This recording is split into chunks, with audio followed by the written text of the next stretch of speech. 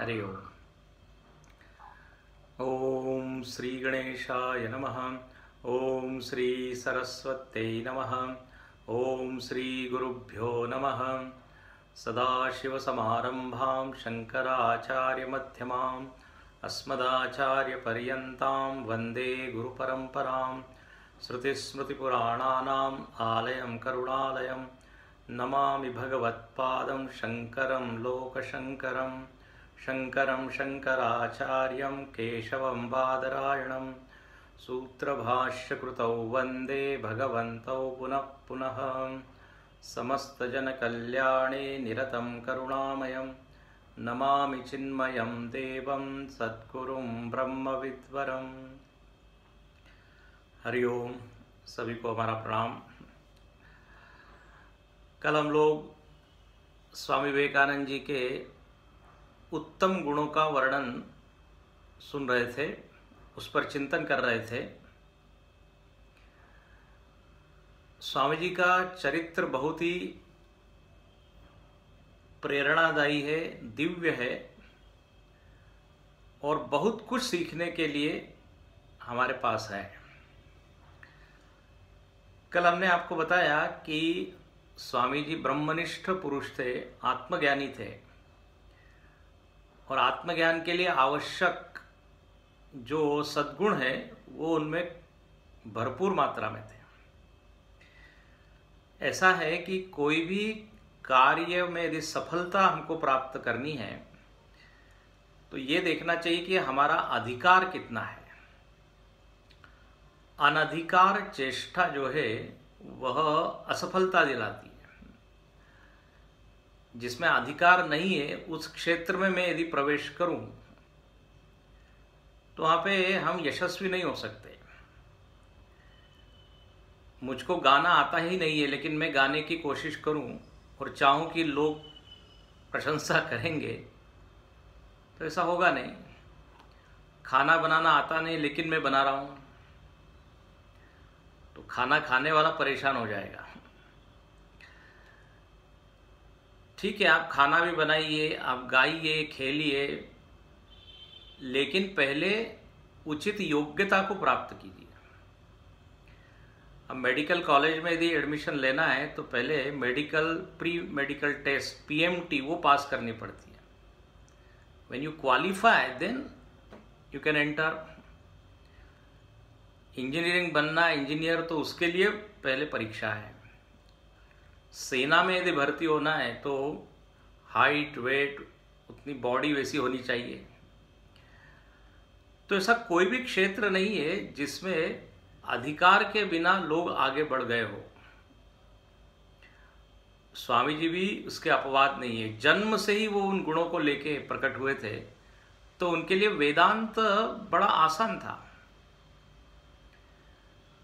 वेदांत को बहुत जल्दी समझ पाए हो और केवल उन्होंने शाब्दिक रूप से भाषण ही नहीं दिए बल्कि उन्होंने वेदांत को जिया। जब तक आप जो बोल रहे हो उसको जीते नहीं हो तब तक उसका प्रभाव होता नहीं है। रामकृष्ण परमहंस का उदाहरण सबको ही ज्ञात है। जब उनके पास एक माता जी अपने बच्चे को लेके आई और कहने लगी कि ये बहुत मीठा खाता है, आप इसको समझाइए। रामकृष्ण देव बोले 1 महीने के बाद लेके आना। महीने भर बाद फिर जब वो माता जी ले गई तो उन्होंने केवल एक वाक्य बोला कि अरे बेटा, ज़्यादा मीठा खाना नहीं चाहिए, रोग हो जाएगा, बीमार हो जाओगे। तो माता जी ने कहा कि ये एक वाक्य बोलने के लिए आपने 1 महीना लगाया, ये वाक्य उसी दिन बोल सकते थे। तो रामकृष्ण देव बोले उस समय में बोलता तो उसका कोई प्रभाव होता नहीं क्योंकि मैं भी मीठा खाता था। जब मैंने छोड़ा तब मेरे वाणी में बल आया। हम बोल कुछ रहे हैं और मन में कुछ और है तो उसका प्रभाव होता नहीं। तो स्वामी जी की वाणी इतनी प्रभावी रही क्योंकि उन्होंने उस वेदांत ज्ञान को आत्मसात किया था। स्वामी जी के जीवन में हम देखते हैं कि 3 प्रकार के वाद है।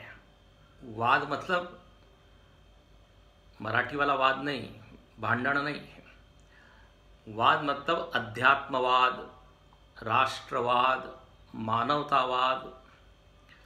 वाद मतलब एक विचार पद्धति, जैसे हम बोलते हैं मार्क्सवाद, भौतिकवाद। तो एक जीने की प्रक्रिया, विचार की प्रक्रिया, उसको बोलते हैं वाद। तो स्वामी जी के जीवन में 3 प्रकार की विचार शैली हमको दिखती है। एक तो वो आध्यात्मिक थे, इसलिए अध्यात्मवाद। दूसरा, वो राष्ट्रवादी थे, राष्ट्र की बहुत उनको चिंता थी। केवल मोक्ष की चिंता नहीं थी, भारत की चिंता थी।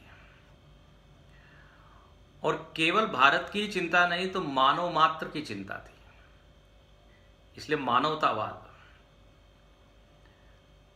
त्रिवेणी संगम दिखता है हमको, और अद्भुत है। ऐसा कॉम्बिनेशन बड़ा कठिन होता है। अनेक लोग आध्यात्मिक होते हैं, लेकिन वो फिर एकांत जंगल में, गुफा में जाके बैठते हैं, दुनिया से कोई मतलब नहीं। लेकिन यहां पर ऐसा नहीं है। अध्यात्म को उन्होंने पहले सुना, पढ़ा, जिया, भारत के बारे में भी विचार किया और मानव मात्र के बारे में भी। तो तीनों दिखता है।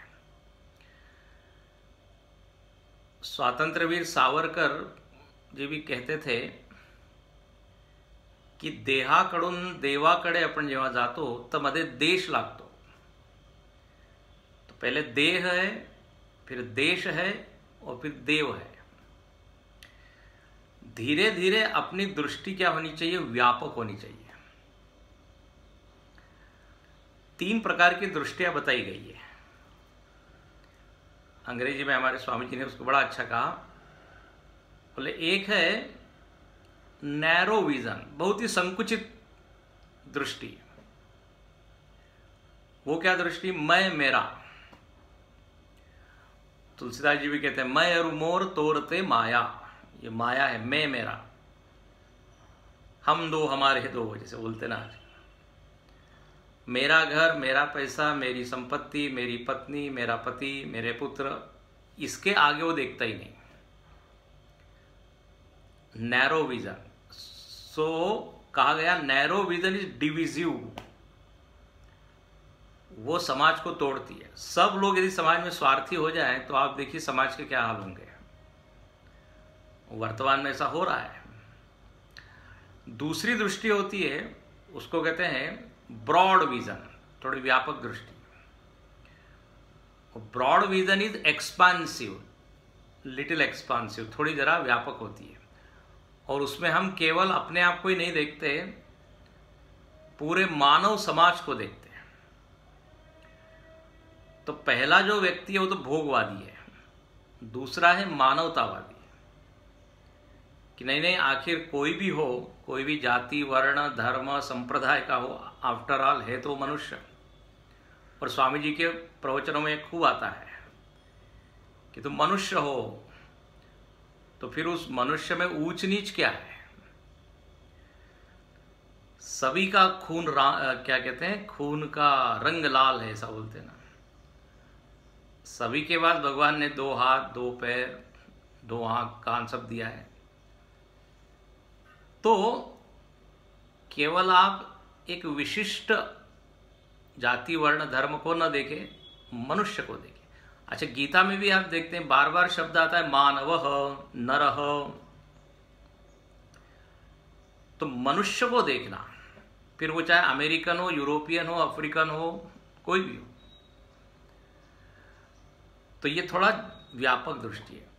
और तीसरा जो दृष्टिकोण है उसको कहते हैं स्पिरिचुअल विजन। और स्पिरिचुअल विजन मीन्स अध्यात्मवाद, आत्मवाद, जिसमें वो केवल मनुष्य तक ही सीमित नहीं रहता, तो पशु, पक्षी, कीट, पतंग सब में एक तत्व है।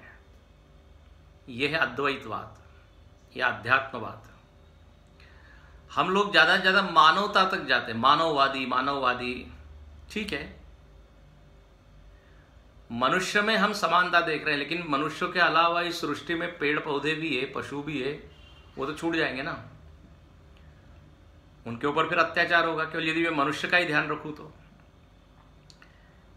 इसलिए जो वेदांत है वो आत्मवाद है, आत्म तत्व। चींटी में भी वही आत्मा है जो ब्रह्मा जी में है, वही इंद्र में है, वही असुर में है, वही देवता में है।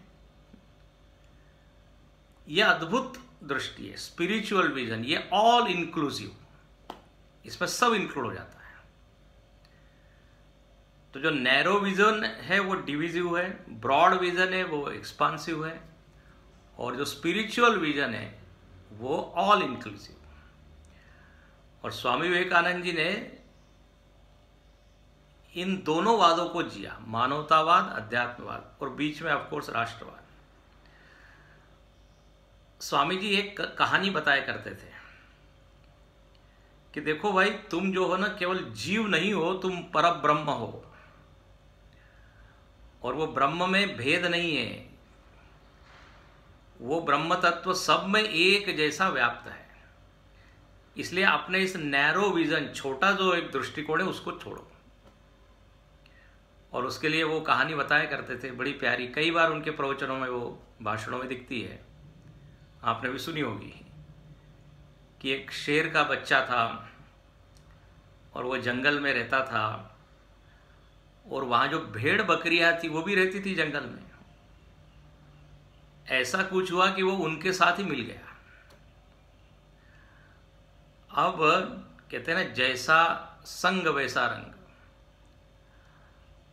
अब भेड़ बकरियां मैं करे तो ये भी मैं करे। यदि वो किसी शेर की गर्जना सुने तो वो सारे का सारा, वो पूरा ग्रुप जो है उनका, वो भागता था, भागो भागो भागो। अब ये शेर का बच्चा ये भी भाग रहा है उनके साथ। वो जैसा करते वैसा ही करने लगा। कहते हैं एक शेर ने देखा दूर से कि अरे ये हमारा जात वाला, हाँ, सिंह जाति वाला हमारा ही बंधु इसमें भेड़ बकरी जैसा जी रहा है। कहते हैं वो शेर वहां गया और उसको जो है उन्होंने, उस शेर ने मुख से उसको उठाया और वहां एक तालाब था, उस तालाब के पास लेके आया। और उस शेर ने वो छोटे बच्चे को कहा, सिंह शावक उसको कहते, देखो जरा, तुम्हारा चेहरा देखो और मेरा चेहरा देखो, दोनों में कोई फर्क दिखता है? बोले नहीं। और फिर शेर ने गर्जना की, बोले मेरे जैसा आवाज निकालो। अब शेर का ही बच्चा था, उसमें से भी वैसी आवाज आई। तब उसको ज्ञान कराया उसने कि तुम ये भेड़ बकरी नहीं हो, तुम तो ये जंगल के राजा हो, है ना। ये तो ये कहानी के द्वारा वो बताते थे कि आज हम सब लोग अपने आप को जीव माने बैठे हैं। जीव मतलब जस्ट लिमिटेड, बस मैं मनुष्य हूं या एक जीव हूं, सामान्य प्राणी हूं, हाथ पैर वाला एक क्या मनुष्य, इससे ऊपर नहीं हूं। ये जीव भाव, इसको वेदांत में कहते हैं जीव भाव। जीव भाव मतलब क्या? आज हम जो अपने आप को मानते हैं, यदि आज कि कोई पूछे कि आपका जरा बायोडाटा दीजिए, रेज्यूमे दीजिए, तो हम जो भी लिखते हैं वो किसका परिचय है? जीव का परिचय। आज हमारा परिचय यही है, मैं ये जॉब करता हूँ, मैं मैनेजर हूँ, मैं पति हूँ, मैं पिता हूँ, मैं इंजीनियर हूँ, हिंदू हूँ, ब्राह्मण हूँ। तो आज जो हमारा परिचय है ये जीव का परिचय है। लेकिन स्वामी जी ने कहा, महाराज आप इतने छोटे से नहीं हो, आप तो कौन हो? तत्वमसि, तुम तो वो परब्रह्म हो। जैसे वो शेर के बच्चों को कहा, तुम सिंहोस्मि,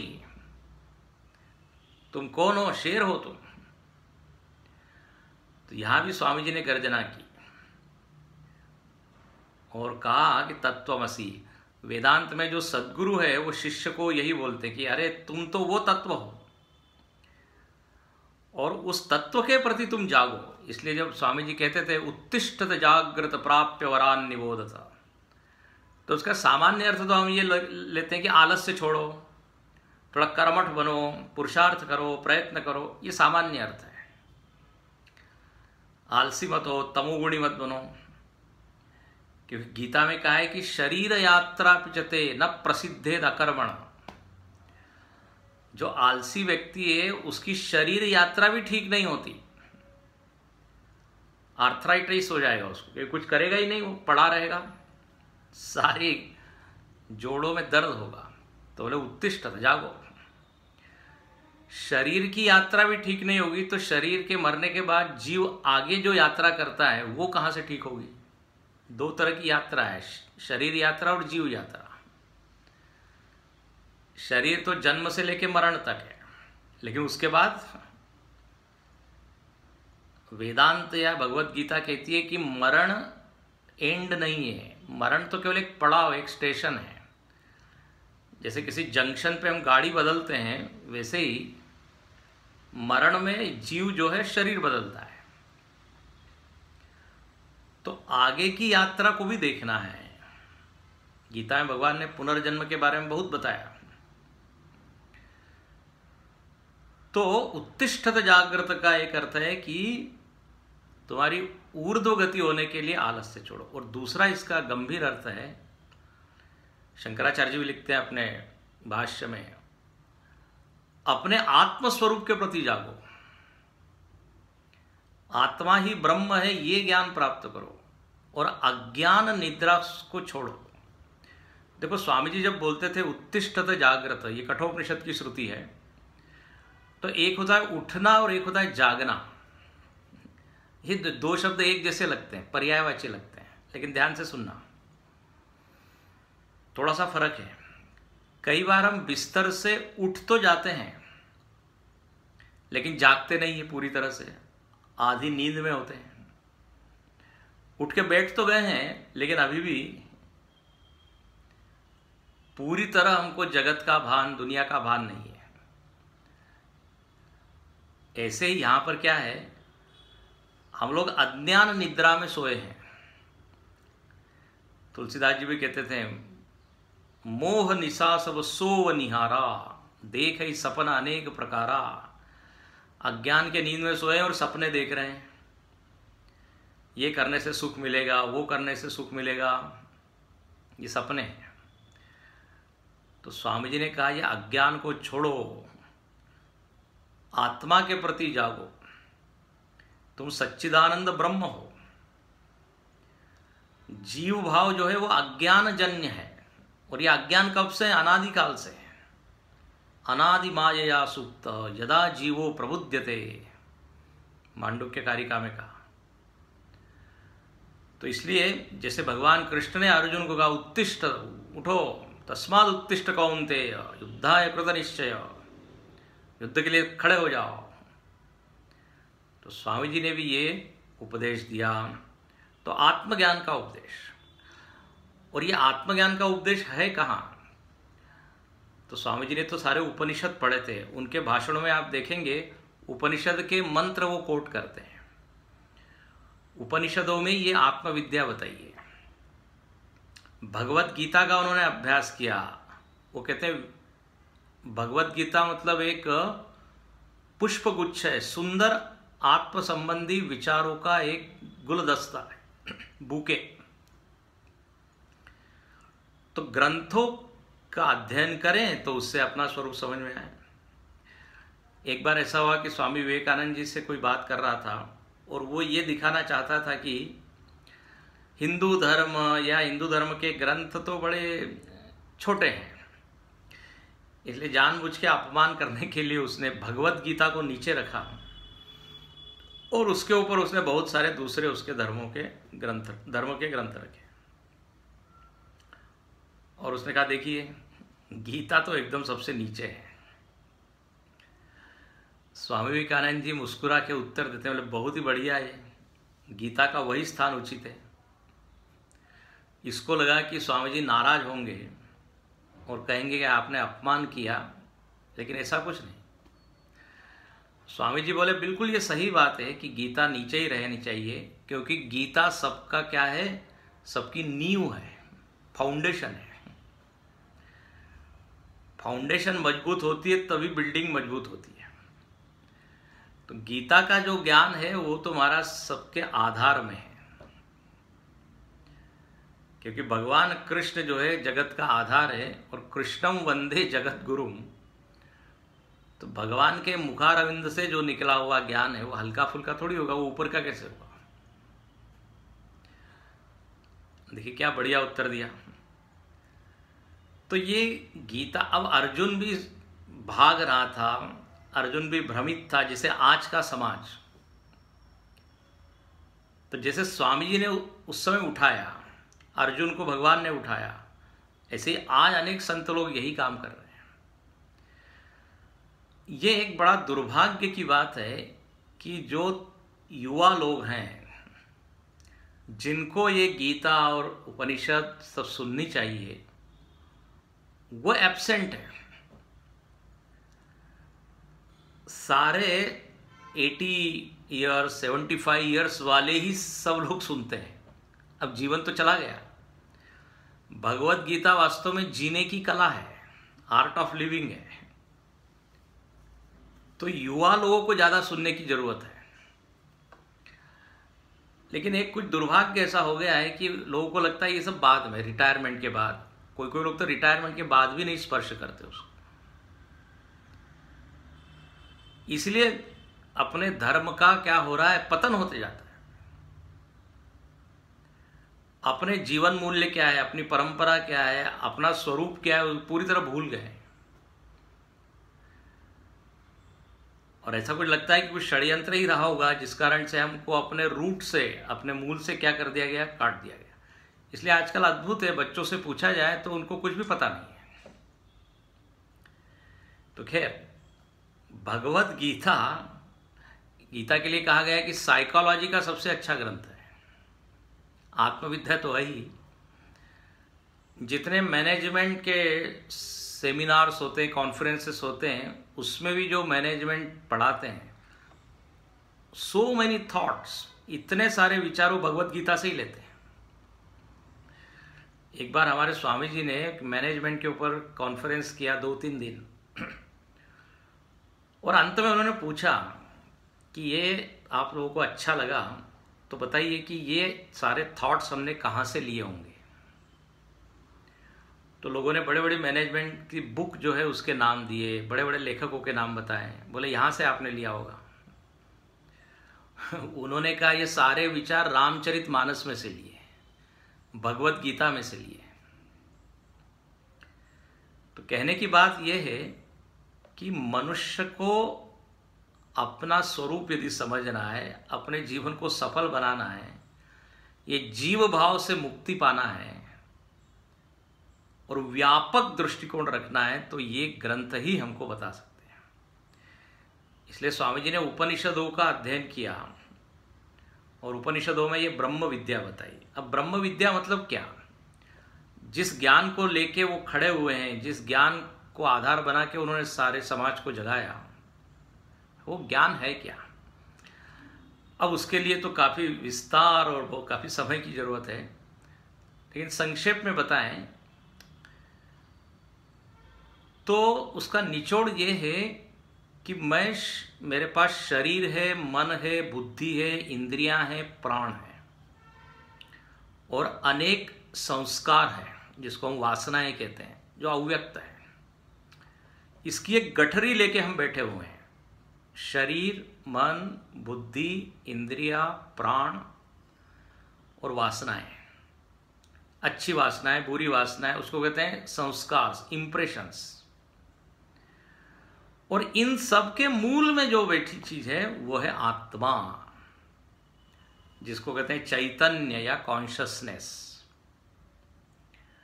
और ये जितनी चीजें मैंने बताई, ये सब के सब मरने वाली है, विनाशी है, अनित्य है।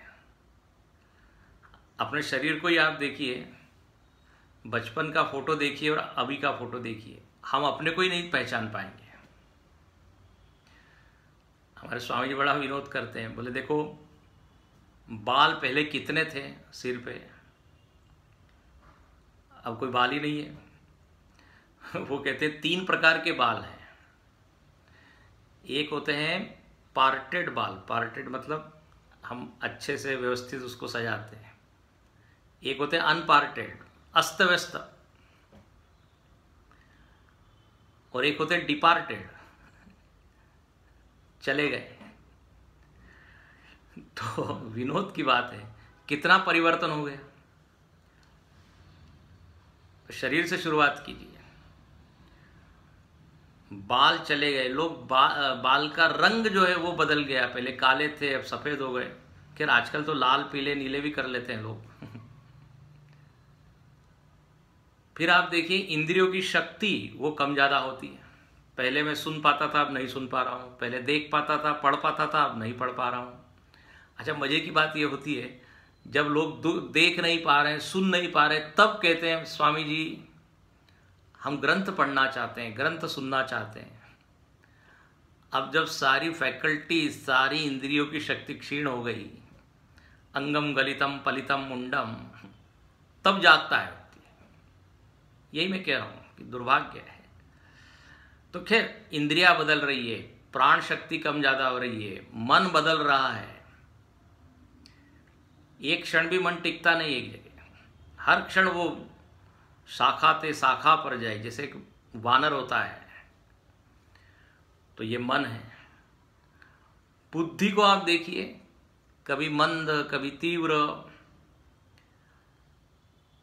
हर चीज यहां पे हर क्षण बदल रही है। लेकिन आत्म वस्तु ऐसी है, जो चैतन्य है वो एक है, और ये चैतन्य ही ब्रह्म है, उसका कोई आकार नहीं है। ध्यान से सुनना, चींटी में भी वही चैतन्य है जो इंद्र में है और ब्रह्मदेव में और यक्ष किन्नर गंधर्व पशु पेड़ सब में वो है। जैसे एक ही बिजली है, 1 इलेक्ट्रिसिटी इज देयर, चाहे 0 वाट का बल्ब हो, 100 वाट का बल्ब हो, 1000 वाट का बल्ब हो, बिजली तो एक ही है ना। अच्छा, बल्ब फ्यूज होता है, बिजली फ्यूज होती है क्या? तो शरीर मरता है लेकिन ये चैतन्य मरता नहीं। शरीर बदलता है लेकिन चैतन्य बदलता नहीं। इसलिए जो गीता का श्लोक बड़ा प्रसिद्ध है, नैनम छिंदन्ति शस्त्राणि नैनम दहति पावक, ना अग्नि उसको जला सकती है, ना अस्त्र शस्त्र काट सकते हैं, ये मैं हूं। और स्वामी विवेकानंद जी कहते हैं कि अपने आप को कमजोर मानना सबसे बड़ा पाप है। अपने आप को छोटा मानना, अपने आप को देह मानना, ये सबसे बड़ा पाप है। तो यह ब्रह्म ज्ञान है, आत्मा का ज्ञान। आत्मा और अनात्मा 2 चीजें। अभी जो जितनी मैंने बताई ये सब अनात्मा वस्तु है, देह मन प्राणी इत्यादि। और इस आत्म वस्तु को देखें तो आत्मा आनंद रूप है, आत्मा में ही आनंद है। शरीर को आप कितना भी सुख दीजिए, उसमें कुछ न कुछ परेशानी होती है। इसलिए हम किसी से भी मिलते हैं तो सबसे पहले पूछते हैं, हाँ आप कैसे हैं, तबीयत कैसी है। अब किसी ने कहा कि महाराज ये प्रश्न कल आपने पूछा था, तो उसने कहा कल तो बीत गया ना, अब आज शरीर कैसा है, क्योंकि हर दिन उसके हाल बदलते हैं। तो ये शरीर हमेशा, शरीर को कहा व्याधि मंदिरम, तो शरीर का सुख परमानेंट नहीं है, इंद्रियों का सुख परमानेंट नहीं है। आत्मा का जो आनंद है वो परमानेंट है। इसलिए जो आत्मज्ञानी लोग होते हैं वो हमेशा आनंद रूप होते हैं। इसलिए स्वामी जी लोगों के आगे आनंद है, स्वामी विवेकानंद, स्वामी चिन्मयानंद, स्वामी दयानंद, स्वामी शिवानंद, क्योंकि आनंद तत्व को उन्होंने जाना है। तो स्वामी विवेकानंद जी ये कहते थे, इसी को बोलते थे कि अमृतस्य पुत्र, यही है अमृत, बाकी सब चीज तो मृत है। ये शरीर को कितना भी व्यक्ति अमर बनाना चाहे वो कर नहीं सकता। ये जितने बड़े हॉस्पिटल्स हैं और जितने ऑपरेशंस है, इन सबका प्रयास क्या है कि शरीर मरे नहीं, है ना। पूरा medical world is working for that only, I should not die. लेकिन अभी तक तो सफलता मिली नहीं कि व्यक्ति अमर हो जाए, शरीर अमर हो जाए। हिरण्यकश्यपु ने भी देखो प्राचीन काल में प्रयत्न यही किया कि शरीर मरे नहीं, दिन में नहीं मरूं, रात में नहीं मरूं, बाहर नहीं मरूं, ऐसा उसने वरदान मांगा और सोचा कि मृत्यु के सारे दरवाजे में बंद कर दूं। और उसको लगा कि ही इज वेरी इंटेलिजेंट, लेकिन वो जानता नहीं कि भगवान उनसे ज्यादा इंटेलिजेंट है। सारी शर्तों को पूरा करते हुए भगवान ने उसको मारा। तो कहने का अर्थ ये है कि शरीर तो म्रियमाण है, आत्मा अमृत रूप है, चैतन्य मरता नहीं है। और स्वामी विवेकानंद जी ने उसी का ज्ञान प्राप्त किया। उनको निर्विकल्प समाधि लगी, आपने तो सुना होगा, 3 दिन तक समाधि में रहे, देह भान को भूल के। तो आत्मज्ञान में ये आत्मा अनात्मा का ज्ञान है। वैसे ही पंचकोश का ज्ञान होता है कि मेरे पास पंचकोश है, मैं पंचकोश से अलग हूं, अन्नमय, प्राणमय, मनोमय, विज्ञानमय, आनंदमय। There are 5 layers of our personality, और इनके अंतरंग में जो तत्व बैठा है वो मैं हूं। फिर अपने पास 3 अवस्थाएं हैं, जागृत अवस्था, स्वप्न अवस्था, सुषुप्ति अवस्था। ये अवस्थाएं भी बदलती रहती है, लेकिन इन अवस्थाओं का साक्षी मैं हूं। मैं कहता हूं कि मैंने सपना देखा, मैं कहता हूं मैं सोया था, तो अवस्था तो चली गई, सपना टूट गया, लेकिन मैं टूटा क्या। सुषुप्ति अवस्था चली गई, लेकिन मैं उसमें चला गया क्या। मेरे को स्मृति होती है कि आई वॉज देयर, इसका मतलब मैं तीनों अवस्था में कंटिन्यूअस रहा। अभी की जो अवस्था है वो जागृत अवस्था है। आई होप सब लोग सुनने वाले जागृत अवस्था में हैं। ऑनलाइन प्रवचन में एक समझ में आता नहीं कौन जाग रहा है कौन सो रहा है। खैर, तो स्वामी जी को ये पक्का ज्ञान था कि एक तत्व ऐसा है जो परब्रह्म है, जो चैतन्य है, और उसमें मरण नहीं है। इसलिए देखो इतने वो निर्भय हैं। याद रखना, आत्मज्ञान व्यक्ति को निर्भय बनाता है। और स्वामी विवेकानंद जी में साहस का गुण तो जबरदस्त दिखता है, डरते नहीं वो। और ये गुण उनको कहाँ से मिला, तो कथा में आता है कि एक बार वो मंदिर में गए और वो मंदिर से बाहर निकले प्रसाद लेके, तो वहाँ काफ़ी बंदर उनके आसपास आ गए और छीना चपटी करने लगे। स्वामी जी डर गए। बोले तब एक व्यक्ति था, उसने कहा अरे डरते क्या हो, पीछे मुड़ के देखो, रुक जाओ 1 मिनट, अपने आप सब भाग जाएंगे। और ऐसे ही उन्होंने किया, बंदर सब भाग गए। बोले वो तब से मैं डरा नहीं हूं। उस घटना से उन्होंने जिस गुण को धारण किया वो है साहस। इस ज्ञान की प्राप्ति के लिए साहस चाहिए, और ज्ञान मिलने के बाद व्यक्ति और अधिक निर्भय हो जाता है। इसलिए याज्ञवल्क्य ऋषि ने जब जनक जी को ज्ञान दिया तो उनको कहा अभयं वै प्राप्तोसि जनक, अब तुम क्या हो गए, निर्भय। अब तुमको कोई मार नहीं सकता, पहले भी कोई मार नहीं सकता था, लेकिन अब तुमको ज्ञान हो गया है। तो इस आत्मज्ञान, ये जो मैं कह रहा था अध्यात्मवाद, ये है। अच्छा, इस आत्मदृष्टि से देखा जाए तो उसमें क्या ऊंच नीच है। योमाम पश्यति सर्वत्र सर्वम च मयि पश्यति, ऐसा लिखा है। ब्राह्मणे गवि हस्तिनी विद्या विनय संपन्ने, ब्राह्मणे गवि हस्तिनी शुनिचैव प्रकार। सब में क्या है, एक ही तत्वदर्शिना, समदर्शिना। तो वो फिर हाथी हो, शेर हो, ब्राह्मण हो, चांडाल हो। अब जब ये इस प्रकार का ज्ञान होगा तो सबके प्रति प्रेम ही प्रेम उत्पन्न होगा। ध्यान से सुनना, जहां एकत्व होता है ना, वहां प्रेम होता है। ये आत्मज्ञान एकत्व का ज्ञान है, और इस एकत्व के ज्ञान से सब में हम अपने आप को ही देखते हैं। इसलिए जो लिखा है विश्वची माझे घर, और जो है चराचर वो सब के सब क्या है, मैं ही हूं। ऐसी मती जयाचे स्थिर, किम बहुना चराचर आपण झाला। हे विश्वची माझे घर। तो इतनी जब मराठी में कहते हैं आपुलकी, अपनापन, तो फिर तो वहां पे सेवा ही सेवा होगी। हम अपने शरीर की खूब सेवा करते हैं, क्यों? क्योंकि इसमें अपनापन है, प्रेम है। तो इस आत्मज्ञान को उन्होंने प्राप्त किया और फिर पूरे मानव समाज की सेवा की, क्योंकि बोले ये तो सब मेरे ही है। उन्होंने एक भाषण में कहा कि जो दरिद्री भारतवासी है वो भी मेरा है, जो ब्राह्मण भारतवासी है वो भी मेरा है, चांडाल भारतवासी वो भी मेरा है। भारत मेरा प्राण है, तो भारत में रहने वाला सब मैं ही हूं, और इसलिए सबका उद्धार, सबका कल्याण करना है।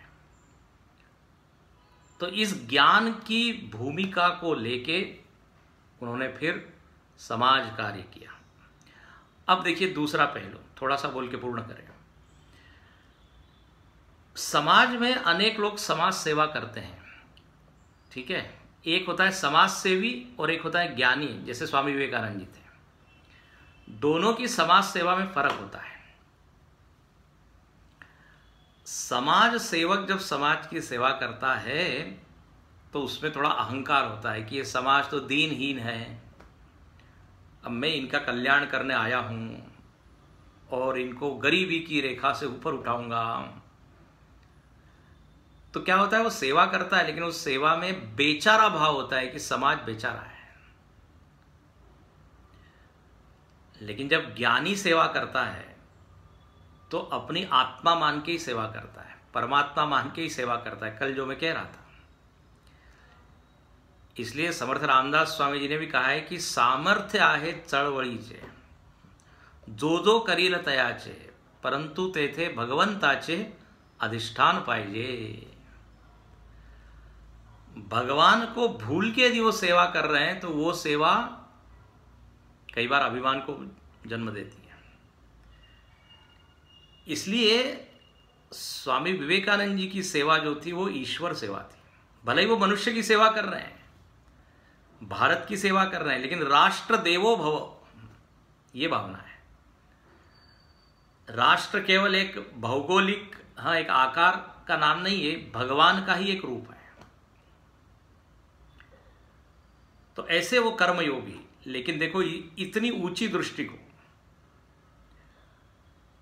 नहीं तो समाज सेवा तो हम करते हैं, लेकिन क्या फोटो खिंचाने के लिए, दिखावे के लिए, बहुत सारे क्लब इत्यादि में होते हैं, फोटो ज्यादा महत्व। लेकिन यहां पर ऐसा नहीं, ये तो उन्होंने भगवान मान के सेवा की। इसलिए कल कह रहा था मैं, मानव सेवा ही माधव सेवा है। अच्छा, और उनको जो है इसकी बड़ी चिंता थी कि भारत की अवनति न हो, क्योंकि इतनी प्राचीन संस्कृति है, पूरे विश्व का कल्याण कर सकती है, जगत गुरु कहलाती थी। इसलिए उन्होंने पूरा फोकस किस पे किया, राष्ट्र के ऊपर। वो कहते थे कि भारत के पास जो मूल संपत्ति है वो है आध्यात्मिक संस्कृति। उसको यदि हम बचा के न रखें तो भारत की अवनति होगी। देखो, हर देश के पास जगत को देने के लिए कुछ न कुछ है। कई देश पूरे विश्व को ऑयल सप्लाई करते हैं ना, तेल। कोई देश है वो अस्त्र शस्त्र ही सप्लाई करते हैं। कोई देश है वो इलेक्ट्रॉनिक जो आइटम्स है ना, वो पूरे विश्व को देते हैं। कोरिया है, जापान इत्यादि है। भारत के पास देने के लिए क्या है? तो भारत के पास देने के लिए आध्यात्मिक ज्ञान है, और यही बात स्वामी जी कहते थे। और आज देखिए, ये बड़ी खुशी की बात है कि योगा और मेडिटेशन, ध्यान और योग, ये आज भी भारत ही दुनिया को पढ़ा रहा है, सिखा रहा है। अब तो योगा डे हो गया, इंटरनेशनल योगा डे। तो इसलिए इस भारत भूमि की जो महिमा है उसको पहचाने और उसका प्रचार करें। स्वामी जी ने भारत का गौरव विदेशों में फैलाया। देखो एक बात बताएं, उन्होंने विदेशों में जाके अध्यात्म ज्ञान का प्रचार किया और भारत में उन्होंने देखा कि यहाँ लोग गरीब है, असहाय है, तो यहाँ पे उन्होंने सेवा कार्य किया। यहाँ मानवतावाद,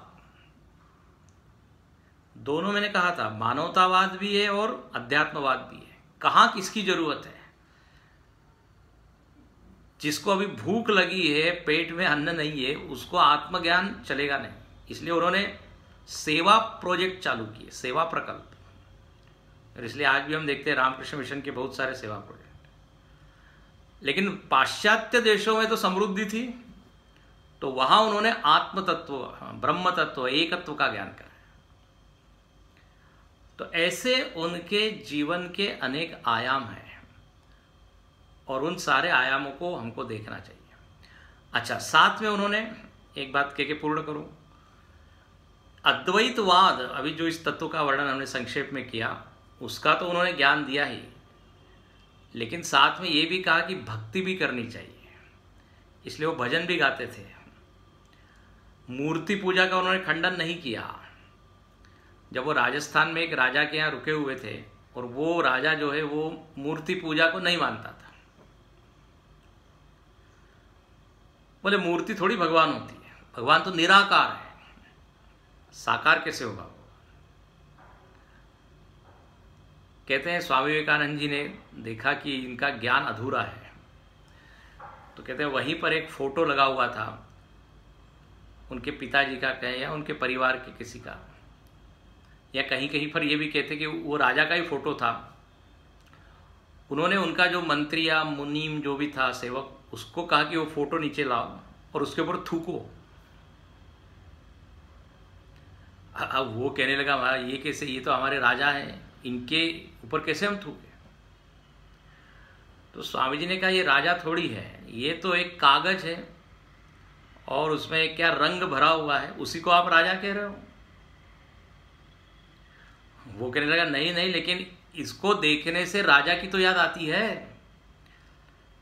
फोटो पे जब माला डालते हैं तो हम ये भाव रखते हैं कि हमने राजा का सम्मान किया।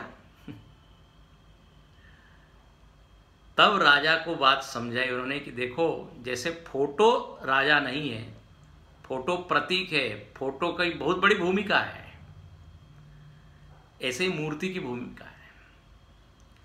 मूर्ति के द्वारा हम उस सर्वव्यापक परमात्मा का स्मरण करते हैं। सर्वव्यापक का तो स्मरण हो नहीं पाया सर, क्योंकि दिखता नहीं है। लेकिन अब अपनी भावना व्यक्त करना है तो then you need one symbol. Swami Chinmayananda ji भी कहते थे कि अपने आइडियल को इस आइडल में देखो। आइडल मतलब मूर्ति और आइडियल मतलब जो आदर्श परमात्मा। उदाहरण वो देते थे तिरंगे झंडे का। झंडे को जब हम प्रणाम करते हैं तो पूरे भारत को प्रणाम करते हैं। अनेक हमारे देशभक्त लोगों ने झंडे को गिरने नहीं दिया, झंडे को झुकने नहीं दिया, मर गए। क्यों? क्योंकि झंडा किसका प्रतीक? राष्ट्र का। तो कपड़ा ही राष्ट्र नहीं है, बट ऑफ कोर्स वो उसका प्रतीक है। ऐसे ही मूर्ति की पूजा कोई आडंबर नहीं है, इसकी एक भूमिका है। तो देखो, भारतीय संस्कृति, हिंदू संस्कृति के जितने भी आयाम हैं वो अच्छे ज्ञाता थे। इसलिए अध्यात्मवाद उन्होंने पचाया था। समाज में जिस वाद की जरूरत थी वो उन्होंने उसका प्रचार प्रसार किया और स्वयं हमेशा मुक्त रहे। यही ब्रह्मज्ञानी और जीवन मुक्त पुरुष का लक्षण है। तो ऐसे युग पुरुष, युग प्रवर्तक स्वामी जी को हम प्रणाम करते हैं और उनके जीवन चरित्र को हम बार बार पढ़े तो बहुत प्रेरणा मिलती है। आपको हम बताएं, जितने भी अध्यात्म के साधक लोग हैं, पहले जरूर स्वामी विवेकानंद जी का साहित्य पढ़ते हैं। हम लोगों ने भी पढ़ा हुआ है, प्रेरणा बहुत मिलती है। हमारे गुरुदेव स्वामी चिन्मयानंद जी के उसमें कई बार झलकता है कि विवेकानंद जी के विचार रिफ्लेक्ट होते हैं। तो तो ऐसे स्वामी जी को हम प्रणाम करते हैं और मैं मेरी वाणी को यहीं विराम देता हूँ। सभी को धन्यवाद। ओम पूर्णमदः पूर्णमिदं पूर्णात् पूर्णमुदच्यते पूर्णस्य पूर्णमादाय पूर्णमेवावशिष्यते। ओम शांति शांति शांति। हरि ओम। श्री गुरुभ्यो नमः। हरि ओम।